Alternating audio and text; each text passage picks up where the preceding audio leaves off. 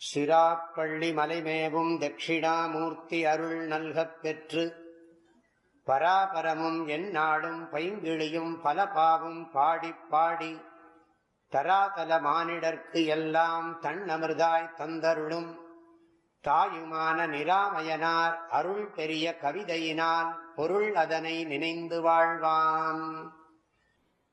சித்பவானந்த சுவாமி தன்னுடைய அனுபவத்தை சொல்லுவார்.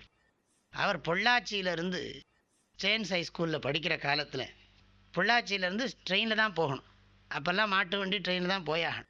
ட்ரெயினில் போகும்போது அங்கே பொள்ளாச்சியில் ட்ரெயின் ஏறினார்னா இந்த கோயம்புத்தூர் போய் சேர்கிறதுக்கு அப்போவே அந்த காலத்தில் 2 மணி நேரம் 2.5 மணி நேரம் ஆகும். இப்போல்லாம் 40 நிமிஷம் கூட ஆகாது, இன்னும் வந்துவிடலாம். ஆமாம், இந்த போகிறபோது இந்த போத்தனூர் ஸ்டேஷனில் ஒரு 1/2 மணி நேரம் நிறுத்திடுவானோ. அந்த போத்தனூர் ஸ்டேஷனில் ஒரு சாமியார் உட்காந்துருப்பாரான் பிளாட்ஃபாரத்தில். அவர் எப்போ பார்த்தாலும் அப்படியே சூரியனை பார்த்துக்கிட்டு தாய்மானவர் பாட்டை பாடிக்கிட்டே இருப்பாராம், அழுதுகிட்டே இருப்பாராம்.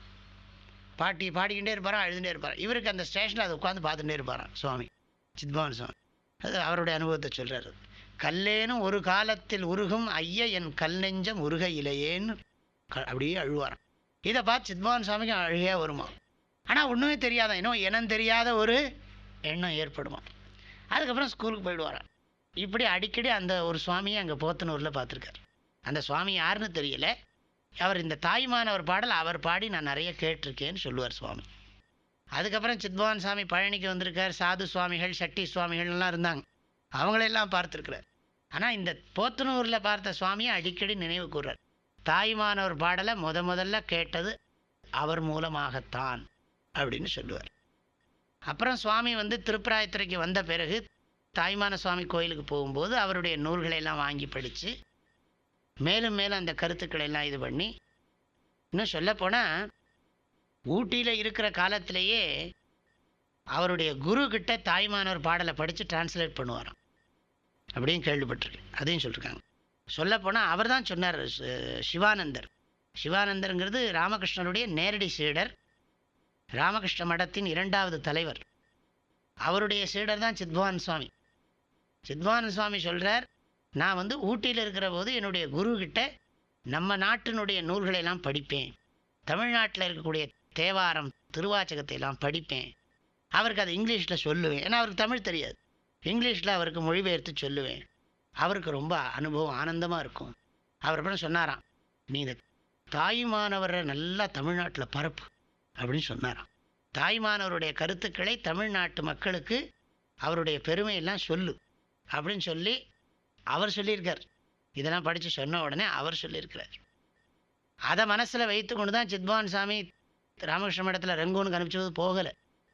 குரு சொல்லியிருக்கிறார். அடுத்த அவர் மகாபுருஷ மகாராஜ் சமாதி ஆகிடுறார்.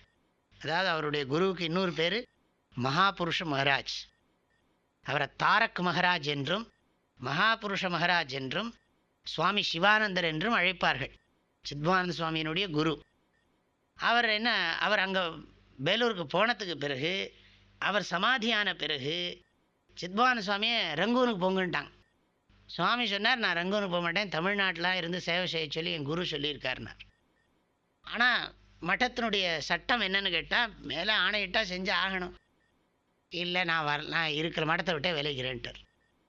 அதுக்கப்புறம்தான் அங்கேருந்து ஊட்டியிலேருந்து பெரியநாயக்கன் பாளையம் பெரியநாயக்கன் பாளையத்திலேருந்து இங்கே திருப்பராயத்துறைக்கு திருப்பராயத்துறையில் அந்த கோவில் கோபுரத்துக்குள்ளே தங்கியிருந்து பிட்சை எடுத்து சாப்பிட்டு சித்பவானந்த சுவாமி கோயில் இந்த ராஜகோபுரத்தில் ஒரு 5வது ரூமோ என்னோ, அந்த ரூமில் இப்போ கூட நாங்கள் பிரார்த்தனைலாம் பண்ணினோம் அவருடைய 100ஆண்டு விழா சமயத்தில்.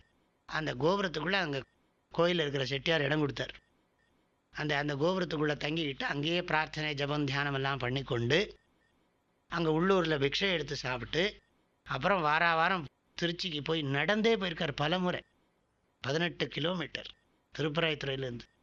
தந்தை தாயும் நீ என் உயிர் துணையும் நீ, சஞ்சலமது தீர்க்க வந்த தேசிக வடிவு நீ, உனையலால் மற்றொரு துணை காணேன், அந்தம் ஆதியும் அளப்பரும் ஜோதியே, ஆதியே அடியார்த்தம் சிந்தை மேவிய தாயுமானவனும் சிரகிரி பெருமானே.